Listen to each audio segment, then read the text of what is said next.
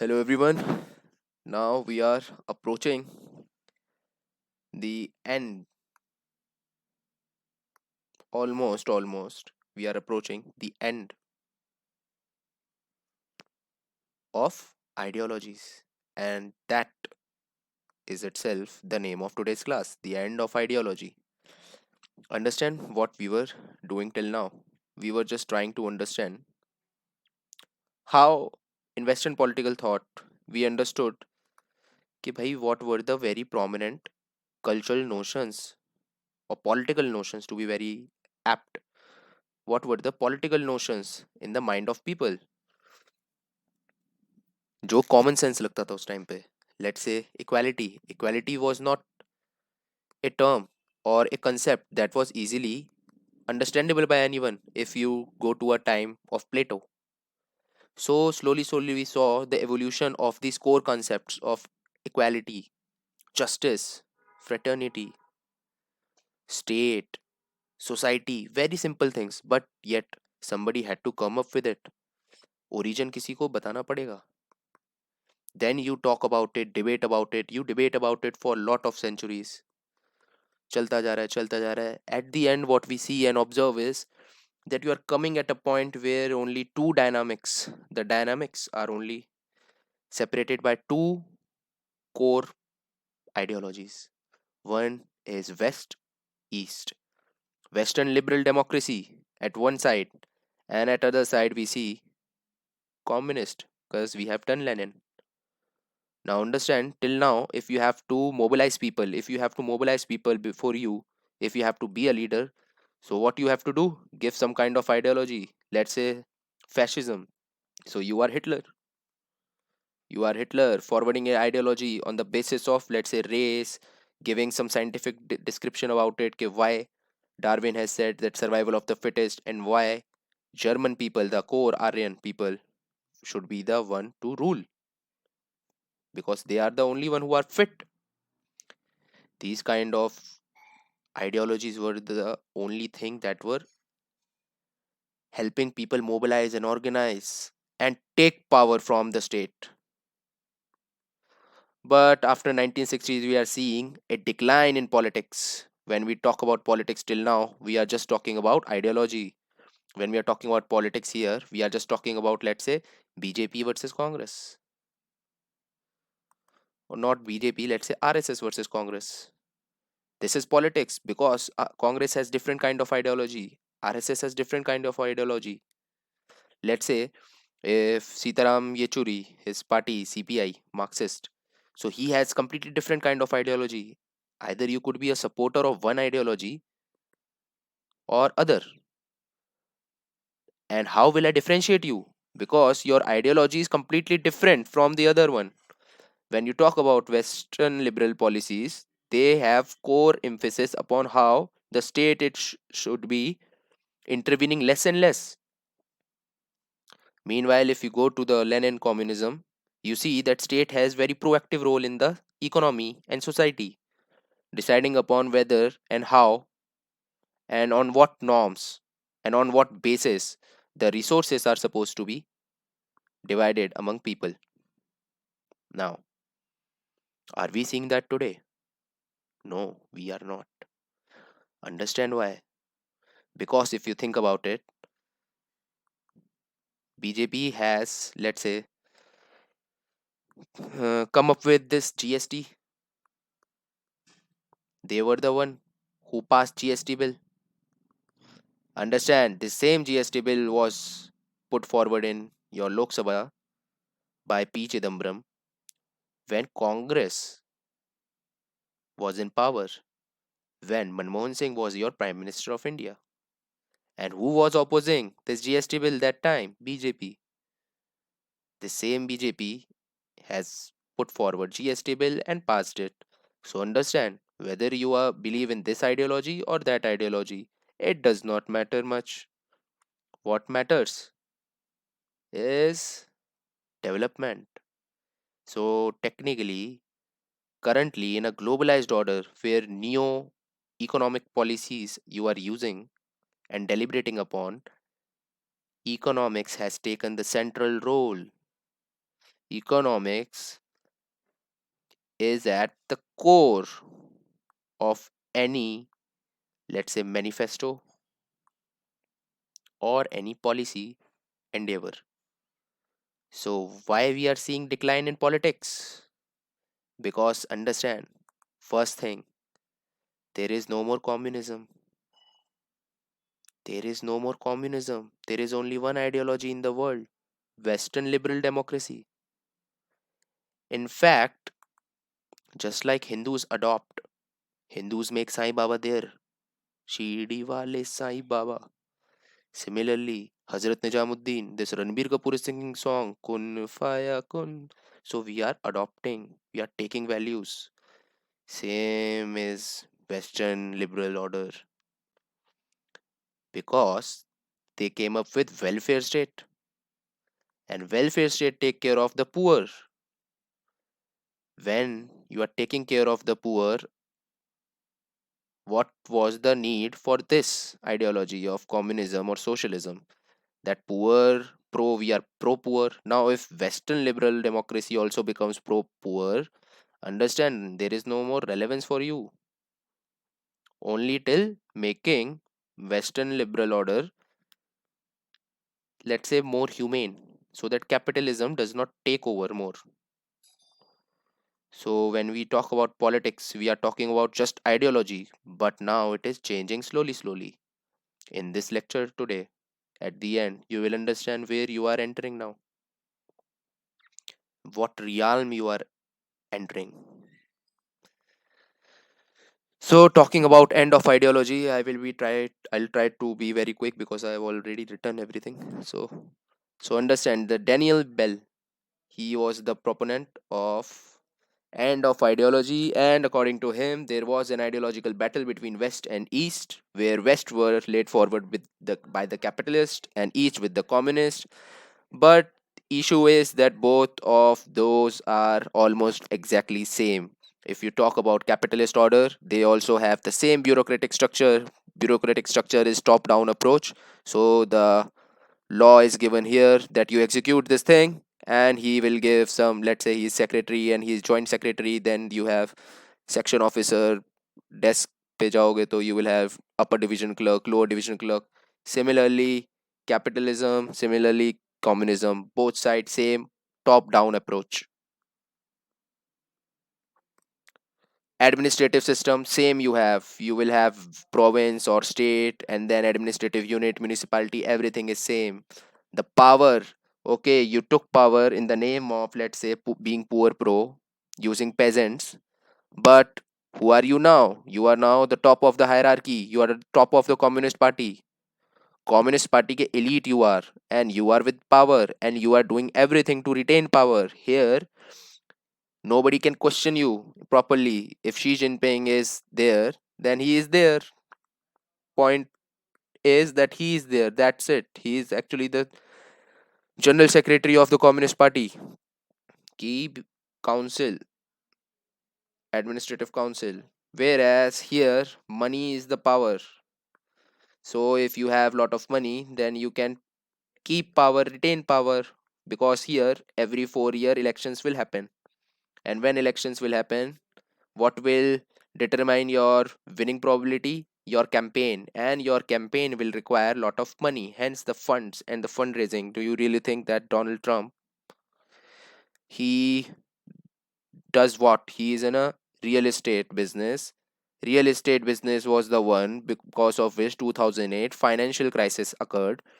Donald Trump is the one who has been always very vocal about very articulating very different kind of perspective regarding transgenders or your Hollywood, California state. ठीक है? Even then he is able to come to become the most powerful man in the whole wide world.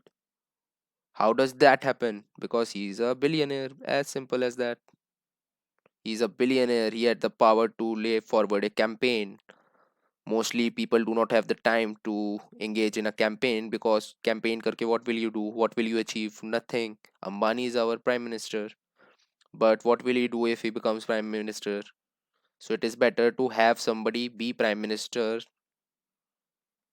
that is in your pocket. As simple as that. So, when we talk about this ideological battle laid forward by Daniel Bell, understand this thing simply. There is not much difference between East and West. So, when you are talking about capitalism versus communism, the infrastructure is same, their administrative system is same, the power is with the same kind of people who are the top of the society. And if you think about it, the only contradiction that was enabling communism was what? Labor versus capitalists. But the Western civilization has already adopted socialist values. That is what welfare state is. So there is no more contradiction. There is no more contradiction. So understand, when you talk about West or you talk about East, you are basically talking about profit, nothing else. There is no difference between how you operate. You are operating same. You are just name में difference है, capitalism and communism. But now everything is same. You are doing everything for money. Everything you are, let's say, managing with your bureaucratic structure. That is top to down approach. Power is with the same ruling class, elites. Both talk about poor, but there are poor. There is nothing ideal or differentiable between the two. You understand? End of ideology. When will you have end of ideology? You will have end of ideology when one of them will give up. So automatically, if you think about it, even if there was West and let's say आज भी if there was a communist Russia, communist USSR, what? How does it matter? It does not matter. First thing, both are same internally. Only at face you are saying that you are different. इसमें भी इसमें भी when USSR will disintegrate and only this will remain. So I am saying that पहले से ही both were same and now this does not exist anymore. So what will you say? कि भैया जीत गए, we won, we won, we won. So your end of ideology will lead you to hegemony. This ideology is the winning ideology. Understand the criticism for this. Now, criticism for this end of ideology thesis by Bell will automatically come from Marxist, obviously, because they will say that see, the time is Cold War, and in this Cold War, there is a battle going on between West and East. And in this end of ideology, if you think about it, most of the scholars are coming from the Western world, and they will talk about what? They will talk about anything that can justify the supremacy of Western values. Why would they say कि ये भी अच्छा है? They will say कि only this is Jayas, legitimate. And because most of these theories are laid forward by Western philosophers for Western objectives, you understand the issue. Direct criticism by Marxists. But it is not like the whole or complete picture because we have to understand the liberal criticism as well. C.C. Macpherson or C.W. Mill, C. Wrights Mill, they say that bhai West is not ideal. It is not like a West में बहुत सब अच्छा है, everybody is rich, everybody is happy. No, not like that. So do not say कि West has won because West is, if West is not ideal and West is the end point of his let's say ideology, then understand this is not a good thing. How can this be a good thing? Why are you celebrating कि चलो West जीत गया if West is not the ideal case? Here you have issues, white versus black. ठीक है? And let's say inequality, high inequality among people. Some people 1% having lot of wealth, 99% having zero wealth. What about that? Is it a good thing to have? No. So why do you celebrate anything about this end of ideology thesis? So it is not end of ideology, understand? And when Marxists say, so they will say कि भैया obviously उनका तो direct negative है. So what they will say is You are just trying to sound supreme, nothing else. This is just a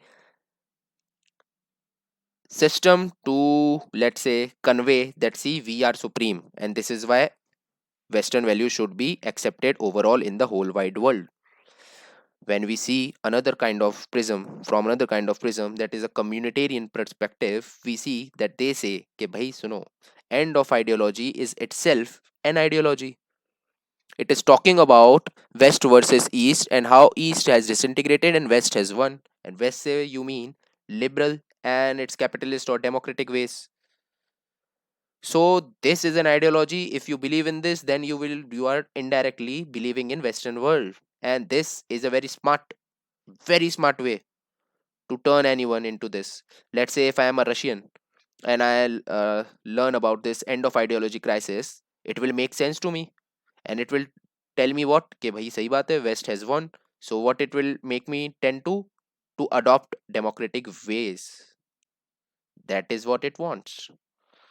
With that being clear, understand one thing very sharply. West is rich, East was poor.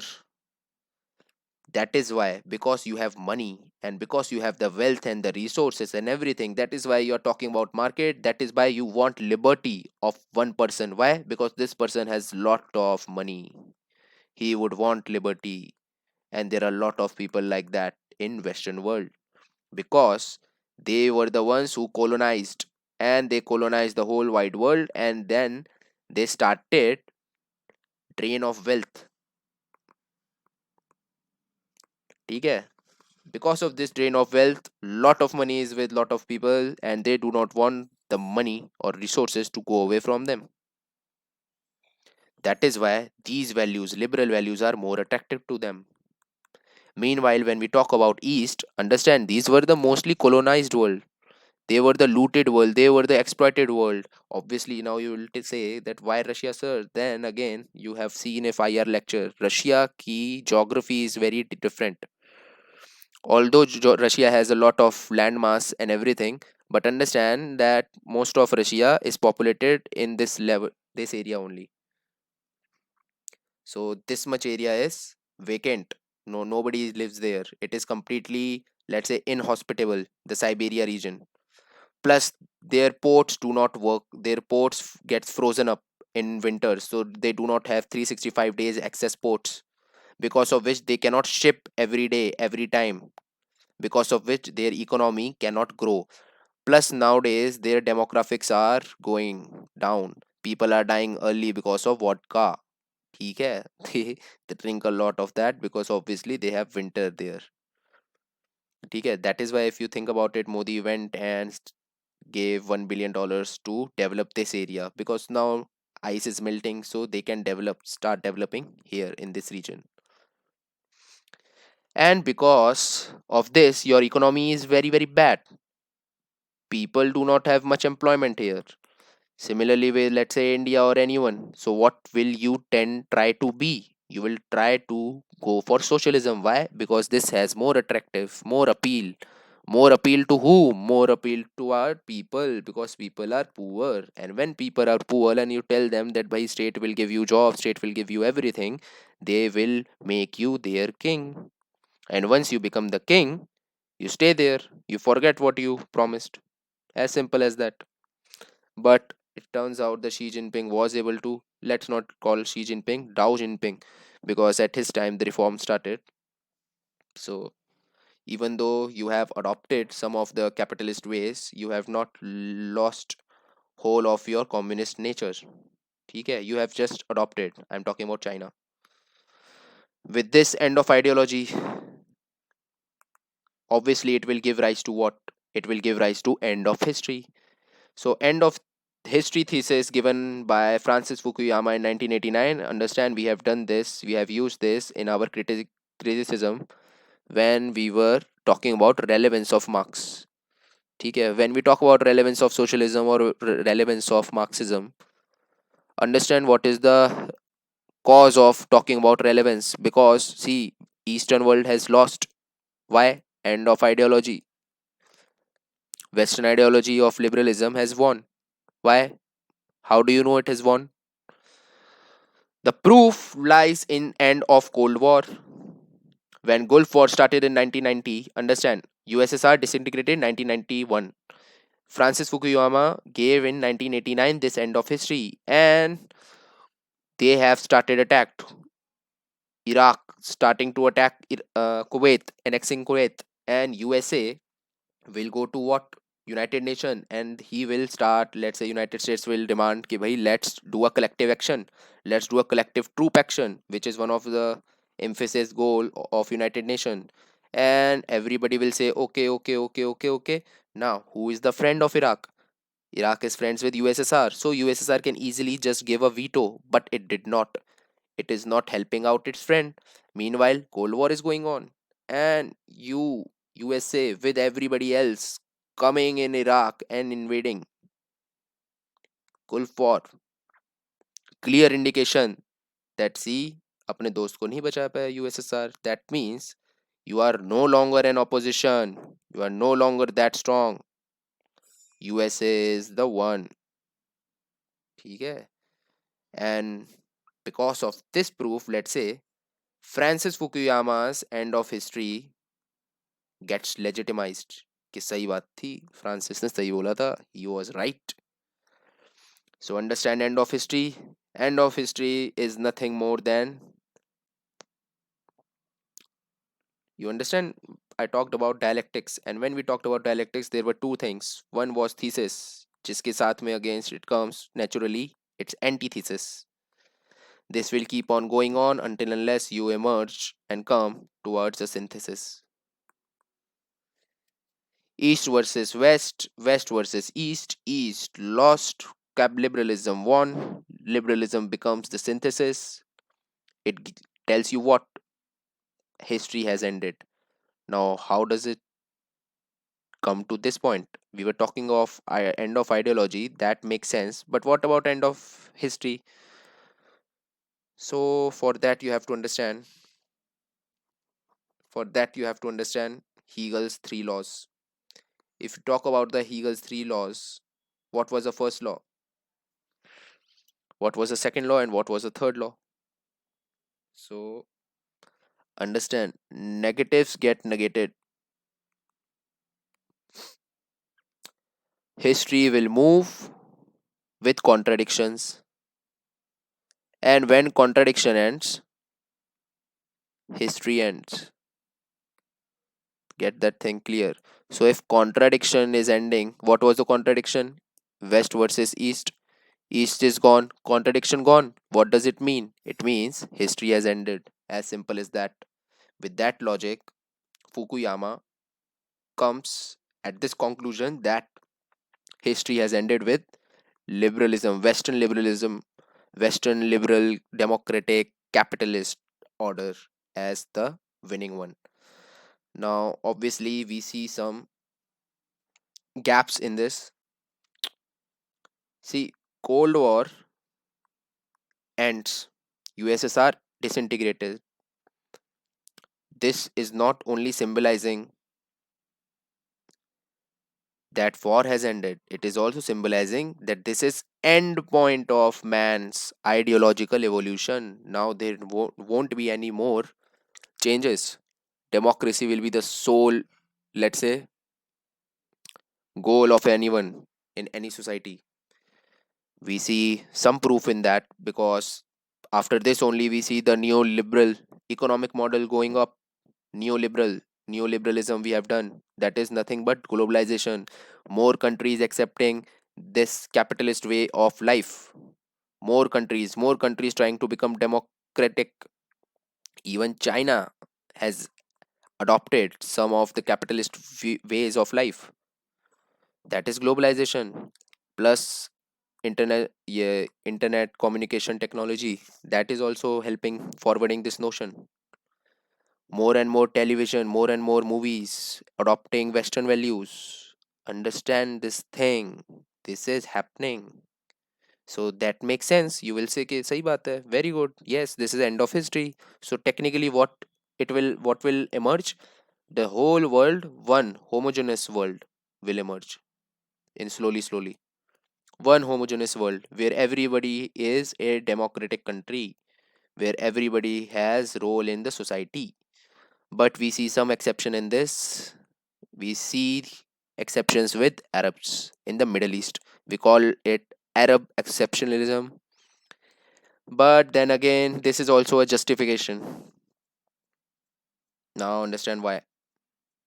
See, you are United States of America, but your policy in Middle East is what? That you are supporting dictatorship, you are supporting monarchy in Saudi Arabia, there King Salman, Prince Salman. You are doing that. Why are you doing that? If you believe in national democratic order, etc, why are you doing this?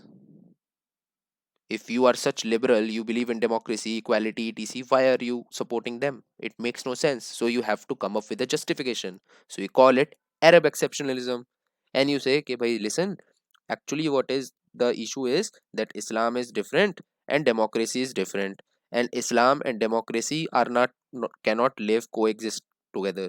They have an internal contradiction among each other. ठीक है? On this basis, this justification, they will say कि because of this contradiction between democratic values and Islamic values, we will have no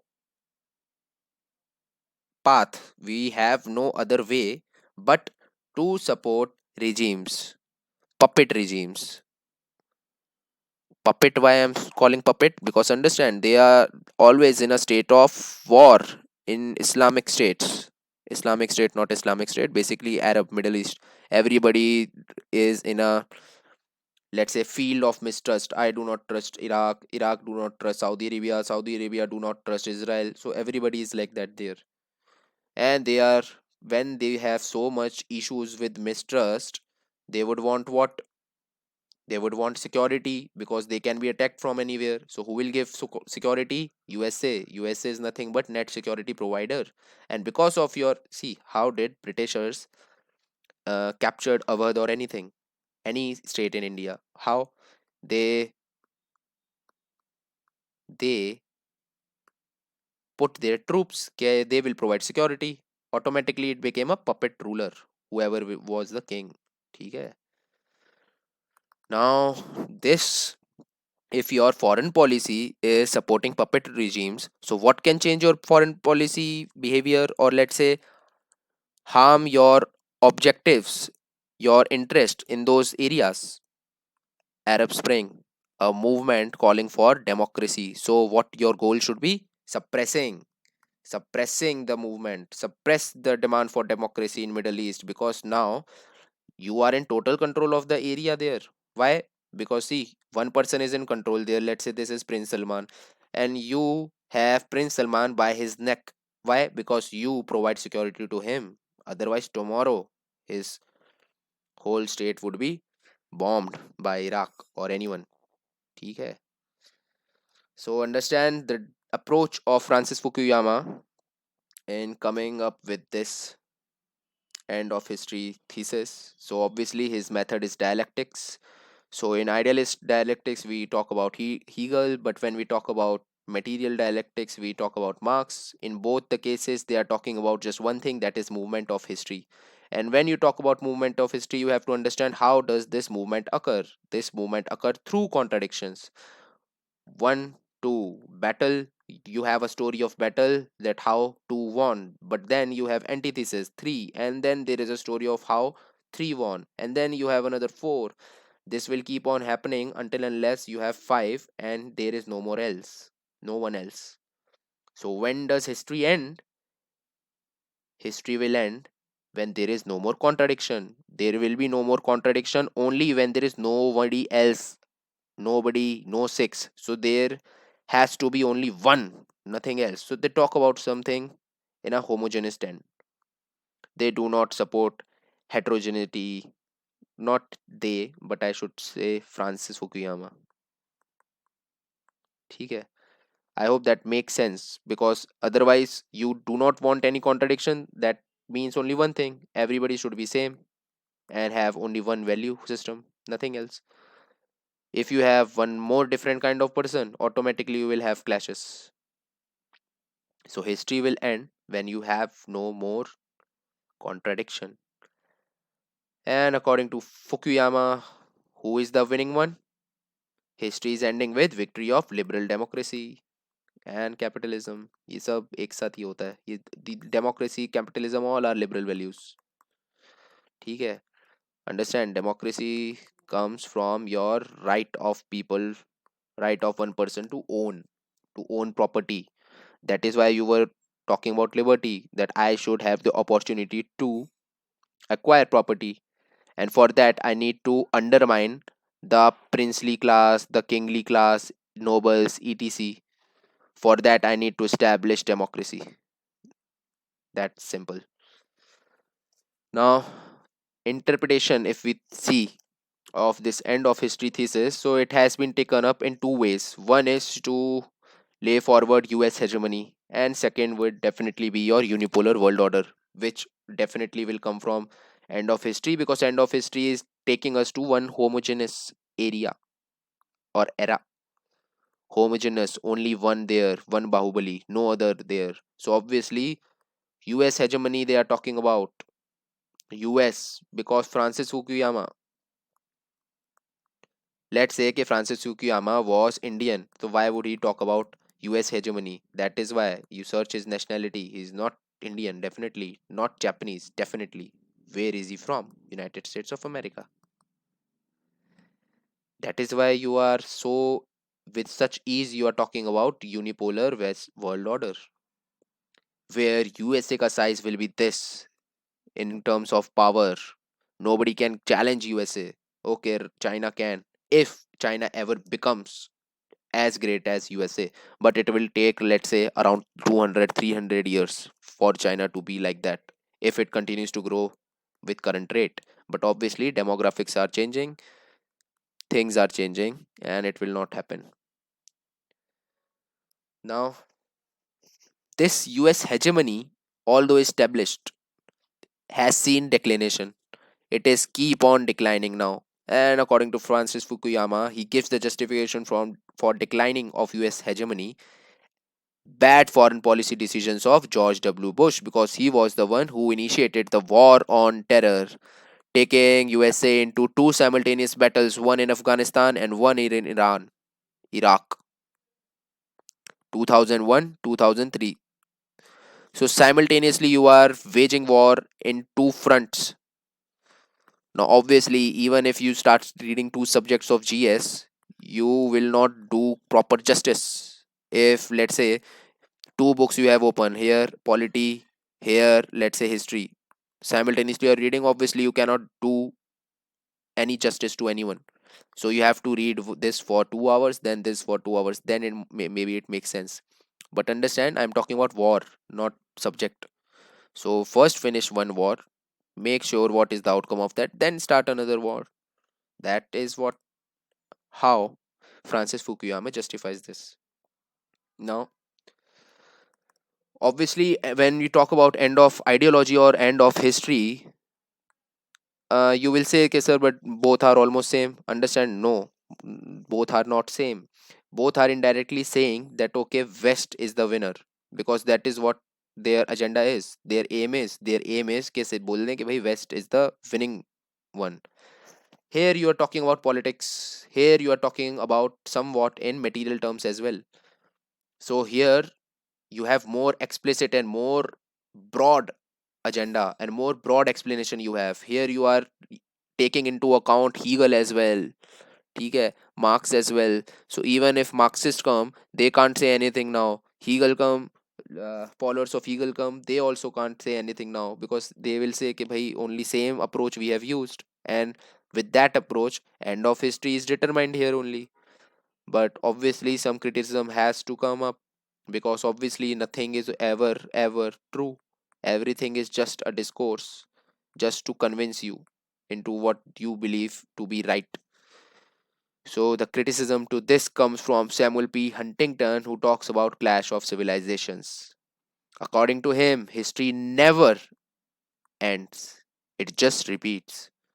What does it mean? It means that post Cold War order will have a shadow of pre-Cold War, of Cold War, अरे यार, pre-Cold War order. Pre cold war order में whatever there was will be reflected in post cold war order. अरे, try this thing: cold war order, cold war order, cold war order, cold war order, pre cold war order, post cold war order, post cold war order, pre cold war order, cold war. ठीक है, सिर्फ tongue twister निकला यार ये तो. Pre cold war order, pre, ठीक है. When we talk about clash of ideology, according to Samuel P. Huntington, he says that clash of ideology will not lead to end of history, but it will give way to clash of civilizations. Now, what does that mean?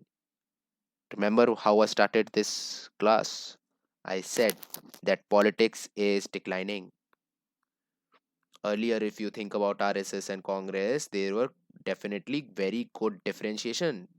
But now we talk about BJP or Congress, both will do the same things. Both GST bill.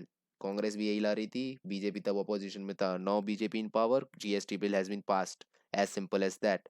So there is no difference between anything. So what is actually that matters? Development. Development is what current politicians talk about. They will talk about development, they will talk about infrastructure, they will talk about more growth, more GDP, more ye alana falana, more jobs. They will not talk about ideology, ke vote for us on ideology, because politics has changed. But when this politics was going on, ideology was going on, you could switch from BJP to Congress. Why? Because you were believing in, let's say, more nationalistic principle, or more, let's say, Hindutva ideology. That is one at one place if you are very well affluent. But let's say you are a poor person, you do not care about your ideology. What do you care about? You care about development, because that is what is the your prime concern. Ideology you can switch. What is the one thing that you cannot switch? Is your identity. Either you are Hindu, or let's say your identity as a woman. Hillary Clinton, her whole campaign was revolving around first women president, and women should get empowered by this. Identity is a static concept. You cannot change your identity. I will always be an Indian, at least in this life. Maybe next I will be born near Malibu town. ठीक है?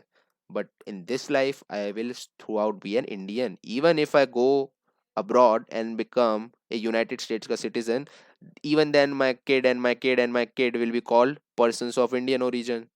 ठीक है? So it is not that you can go away from your identity. You cannot escape your identity. And this is what today's politicians are after. And understand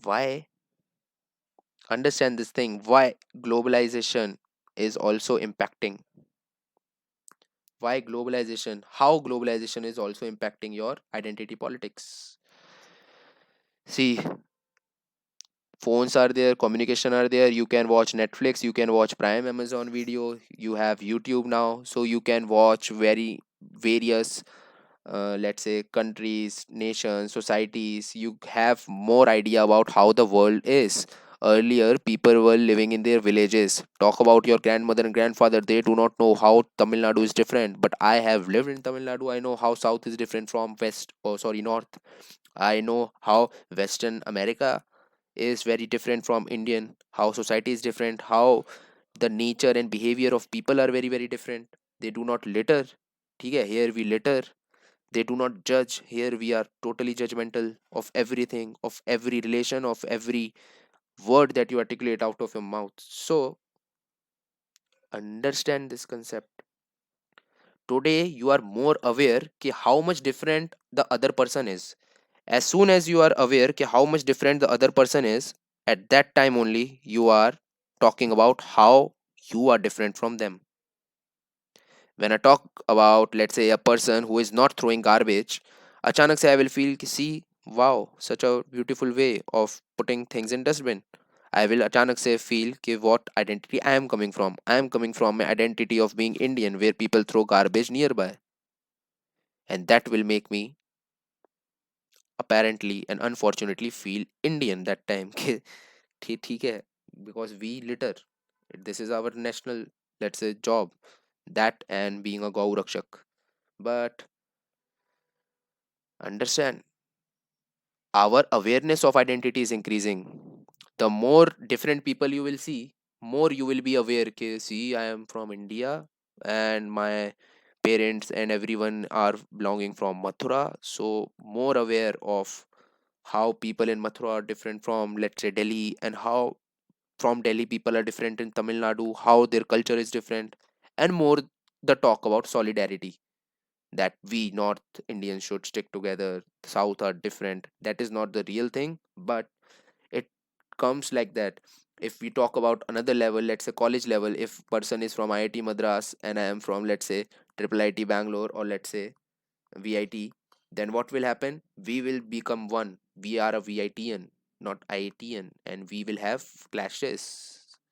This is very much seen in prominence in, let's say, college fest. With that said, what Samuel Huntington gave was Clash of Civilization.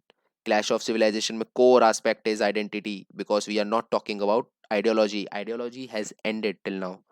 Now identity will dictate the rules of politics. And with this, the scope of clash will increase, because you will be feeling very much patriotic and nationalist, because you will think about who we are, meanwhile taking claim of our sole objective, that is development.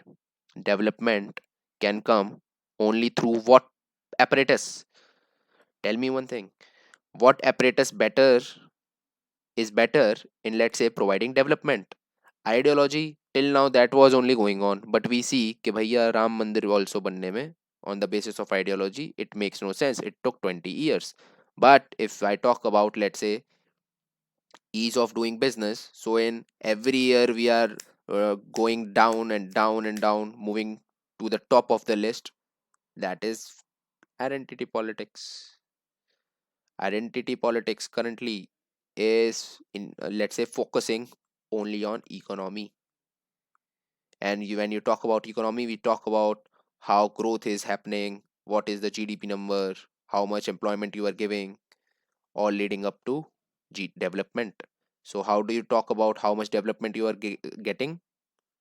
Which party is better at providing more development? You talk about the, see, this party in its rule, 10% growth we were getting. So it becomes nice. Plus, it also legitimizes the leader.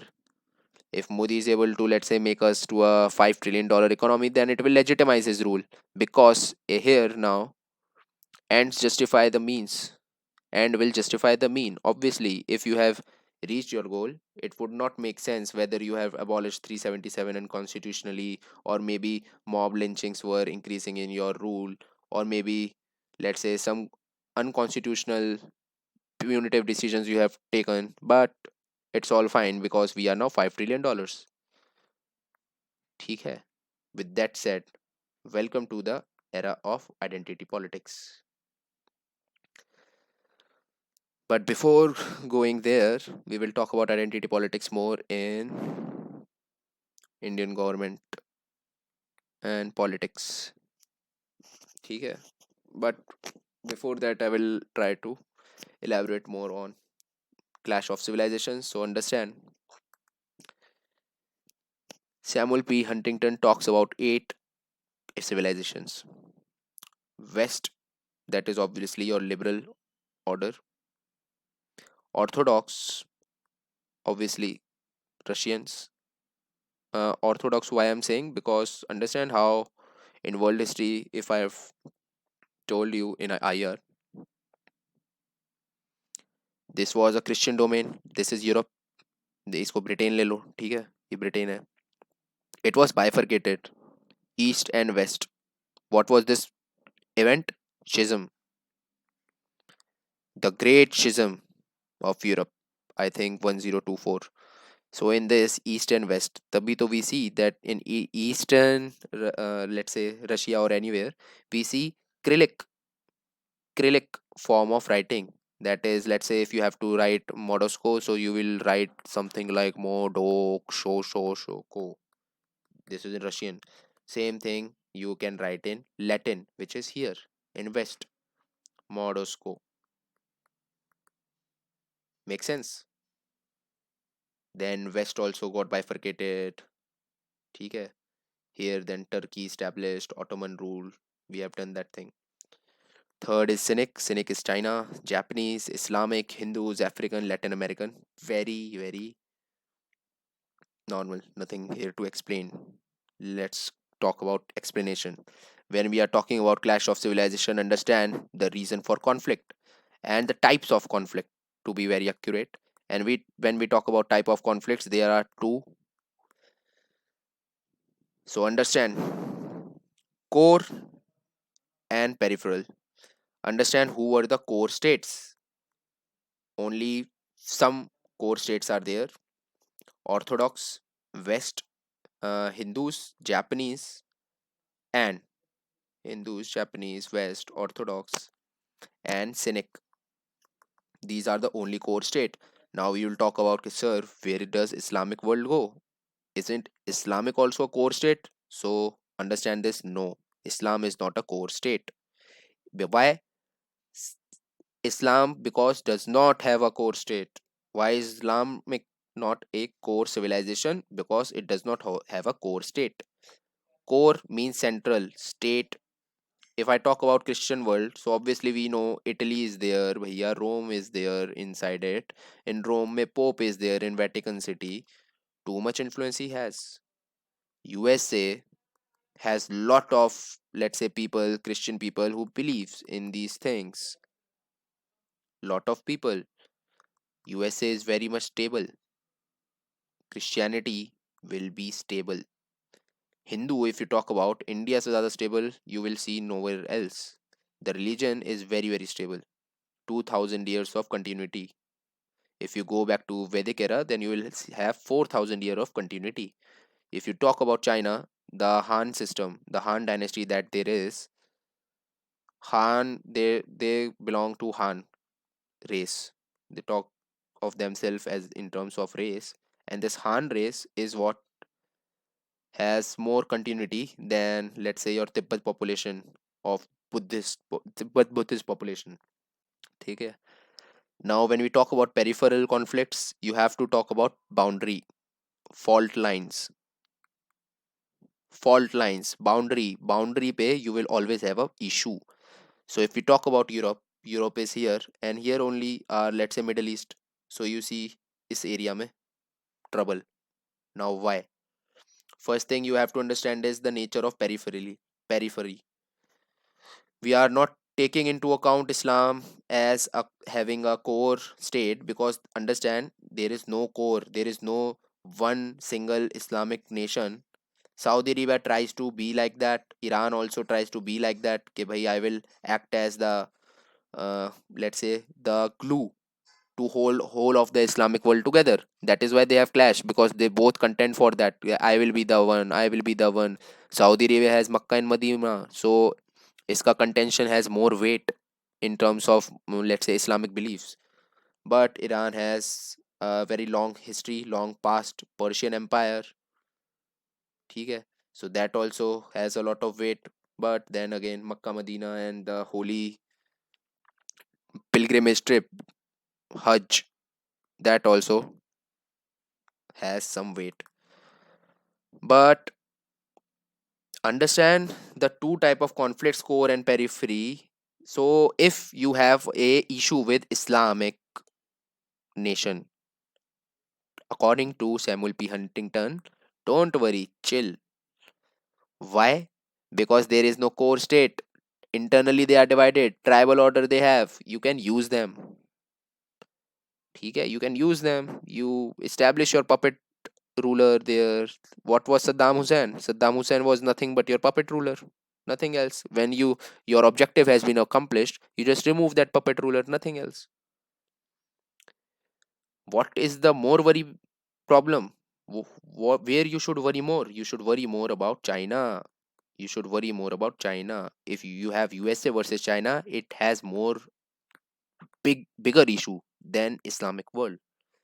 But we still see Islamic challenge. Now understand why we are so much emphasizing everything upon terrorism or Islamic fundamentalist, etc, etc, etc. It is like, it is such a great challenge. It seems like that in television and news, that everything is about Islam. So understand the nature of Islam. You can read this book, The First Muslim. Who is the author? I have no idea right now. I will let you know. But this is a very great book. You can get to understand how Islam came to be. But according to Samuel P. Huntington, Islam is also known as religion of swords, and it has a missionary zeal as well, and it is not at all adopting, it will not allow changing values.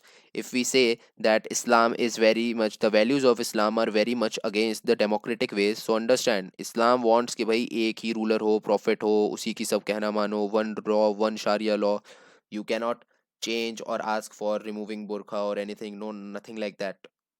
Whereas democracy में you will want कि भाई let's say change this thing, change that. No, you do not want change, you want to stay like that only, same old 2000 4000 year, 600 में है तो same 1500 year old tradition you want to continue. That is not sustainable for you as well, obviously. And because of your such dheetpana, or let's say such zeal ke no, we will not change and we will not adopt or accept anything that is new. That is why Samuel P. Huntington suggests that they have bloody borders. Bloody borders. So if you talk about, let's say this is Israel and this is Syria, why are we seeing so much, and here you have Iraq? So understand, this is west, ये Turkey आ गया, let's say Turkey, let's say फिर Turkey आ गया उधर, ये France, Germany, नीचे ये Baltic more city, Greece, etc etc, Balkan, not Baltic, sorry, Balkan states. Near Syria only you start seeing clash here at this border. True or not? Or let's say Israel, let's say they are Jews, then you have clash here, clash here, clash here. If India ka border you see, China may we have no clash, here we have no clash, downside we have no clash, only one Pakistan, which is based upon what? Islamic two state theory, Islamic state. Problems in the border, clashes in the border, bloody borders. It makes sense, to be very honest. And his approach is that, according to him, Christianity also has missionary nature. Christianity also has a missionary zeal. They also want to make everybody homogeneous. They also talk about, they see, when I'm talk about missionary, I want other to come and accept my way of life. That's it. They do not acknowledge other way of lives. If you think about in Hindu or India, I have a Jain friend, I have a Basin, let's say Punjabi friend, I have a South Indian friend, I have a Bengali friend. All are to me no problem, no issue. More type of food. This food is very untasteful, let's say stupid food they have, but South Indian food is awesome. ठीक है, biryani, Hyderabadi friends I have, awesome food. So we like other stuff, we try to incorporate and like and cherish. That is Indian way, because Hinduism do not have any missionary zeal until now when BJP came. ठीक है. So let's see what they do tomorrow. But Christianity also missionary, they also want homogeneity. Islam also want homogeneity. Only thing good about Christianity is they have tendency to adopt and become modern, at least. So even if their behavior is like you also get converted, let's establish a kingdom of Jesus Christ, kingdom of Jesus, kingdom of God they want to create. Understand, they are both in Christianity as well as Islam. Both are what? Abrahamic religion. Same book they both follow.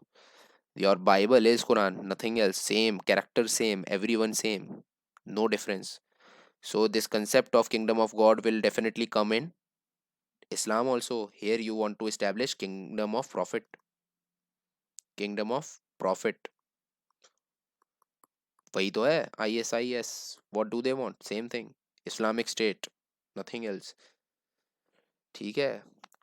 So you are bound to collide. Nothing that you can do. Your nature is too much same. In India, if you think about it, Hindu and Islam was able to stay together like brothers. Like brothers, they were able to stay nearby everywhere until 200 years ago when Britain started putting seeds of communalism.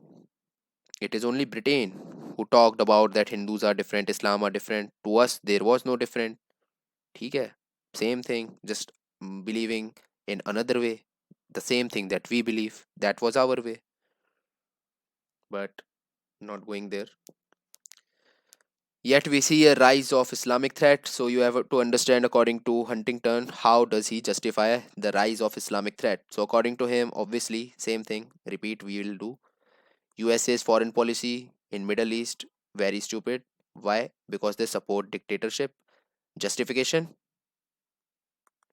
that Islam and democracy are not compatible.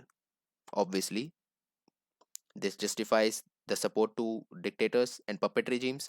But understand, TV pe in TV everybody is saying कि भाई Western liberalism is such good thing. Everybody has freedom. Women can drive car. Women can watch movies outside. Have, let's say, relations, boyfriend, going outside, watching movies. That is so fun. Women can do job, get educated. This seems so fun, but you are not allowed. And what will that lead to? Frustration. Frustration. People are frustrated. Okay, every place, even in Turkey, there is democracy, sort of. Everywhere, people are happy. Everywhere. Bangladesh, people are happy because of democracy. Why not us? Who is stopping democracy from coming? USA.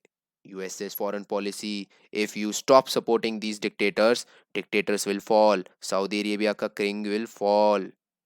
What will be the final output, result, outcome? Democracy. And you are preventing this emergence of democracy. That is why Islamic threat is rising. Understand from the demographics as well. The population there in the Middle East is very, very young.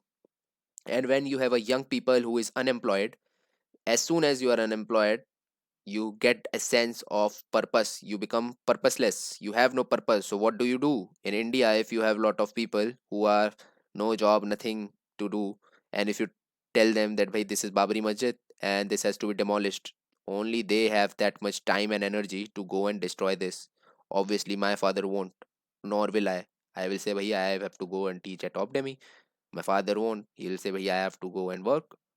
Similarly, these jobless, unemployed people are the first target of any recruiting agency. That I am recruiting you for your any propaganda move. Who was Kasab, do you think? Do you really think that Kasab was a software engineer at, let's say, TCS? No, he can't be. Had he been, he would not have been so, let's say, so purposeless that one person coming and saying कि भाई do this.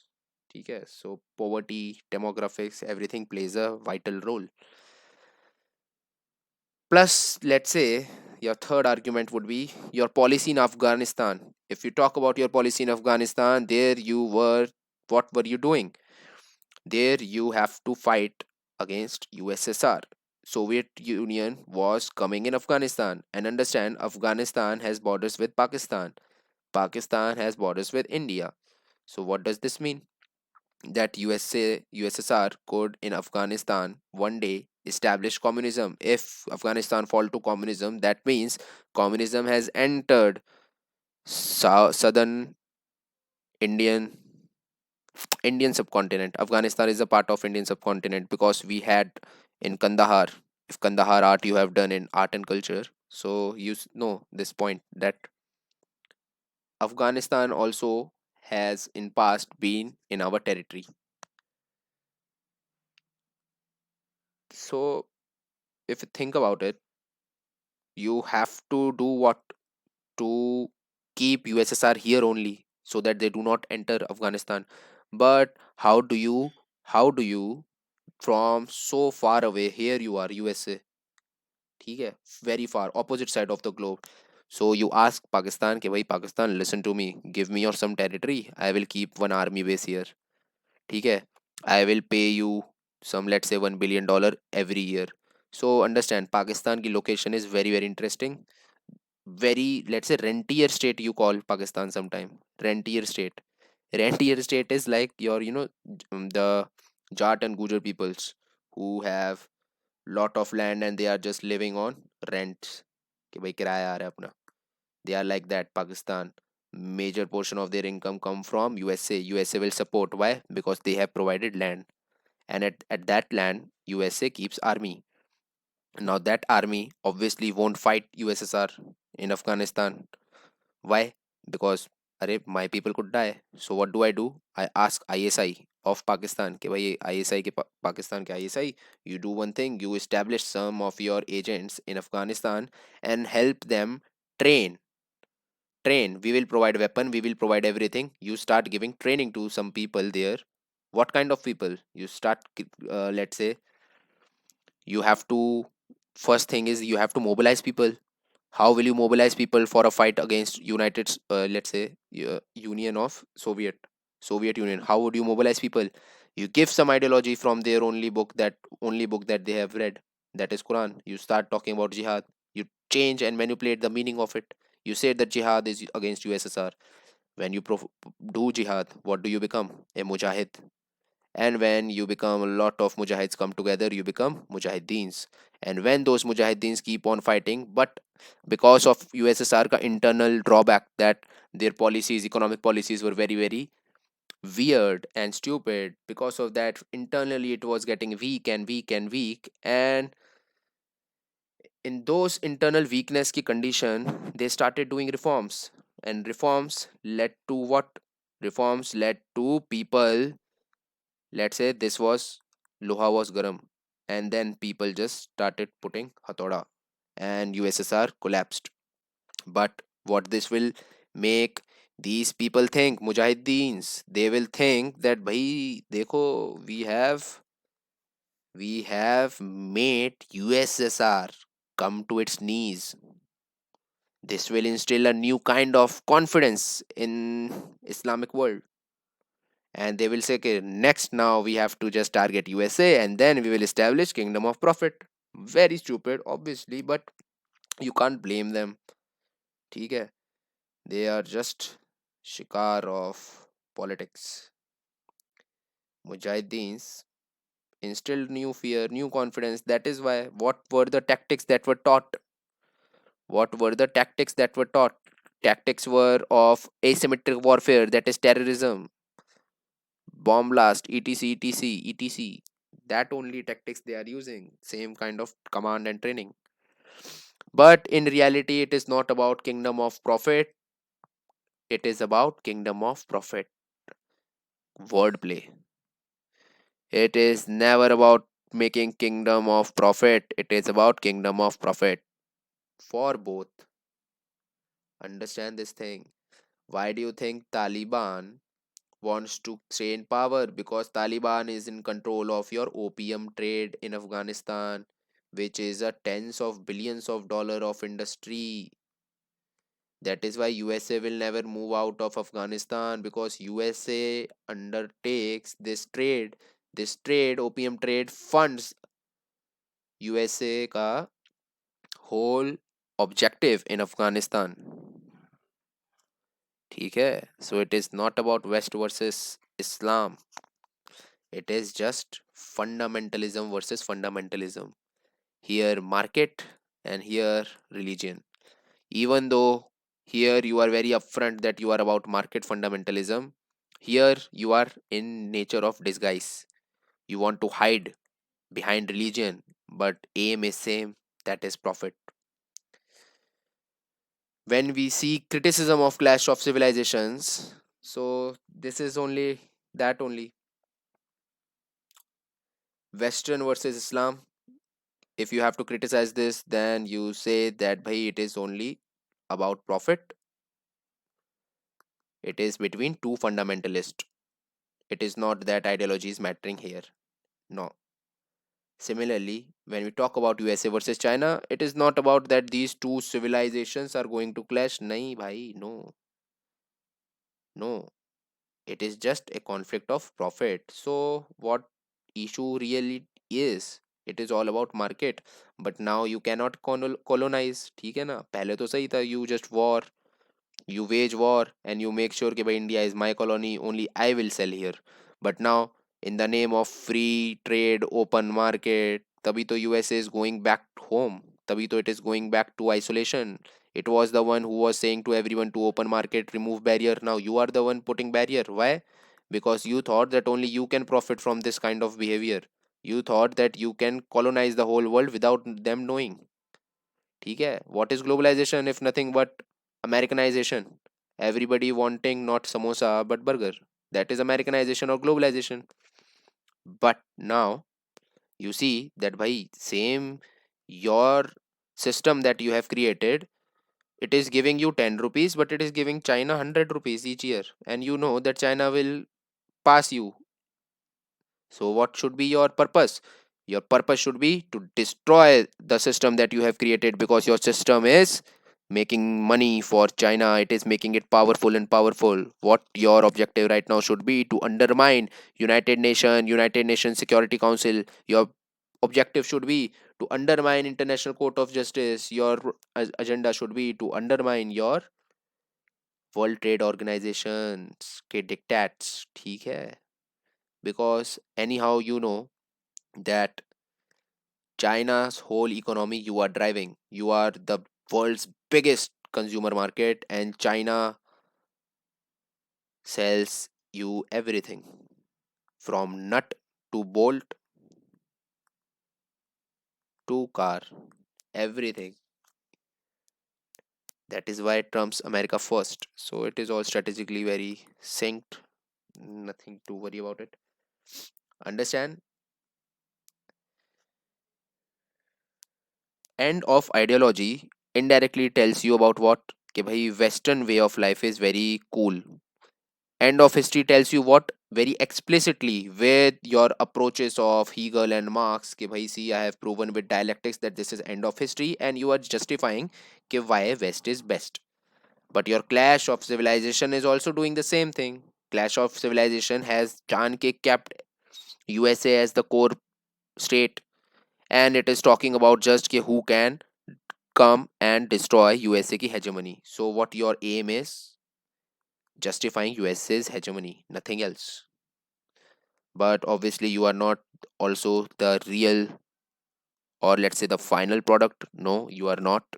That never happens. You are also just a discourse, just a story to make us believe कि भैया USA is the hegemon.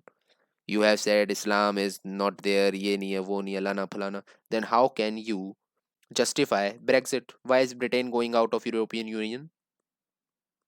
You cannot justify this. Why is United States supporting Turkey or Pakistan? चलो middle east का तो you have told us. Why this Turkey or Pakistan? If you talk about Islam state, you can call India also Islamic state. Understand this thing? India is also Islamic state. Why? We have more Muslims than anyone else. Indonesia, I think, has more than us. Then after that, India only. Indonesia and India. We have more Muslims than Pakistan. So why were you not supporting us but Pakistan? Now you are moving because you see the value in Indian market, but that does not make. And what about the civil war, the Arab Spring, and anything like those? What about those? You said that democracy and Islam are not in sync. They are in contradictory nature. Islam and democracy, the values are different. But what about those Arab Spring? Why are you suppressing them? So understand, everything is just a discourse. As I told you, nothing is real. One major challenge that Samuel P. Huntington tells us about is your nexus between China and Islam. If China develops good relation with Islam, then it becomes too powerful because China can provide stability to Islamic world. If Islam में एकलौती problem there is of stability. It is not stable much. If USA goes out of any Islamic country, then automatically that Islamic country will start engaging in battles and bloody border equation again. ठीक है? We see that. Syria say USA moved out. What happened was Turkey came in, started killing Kurds.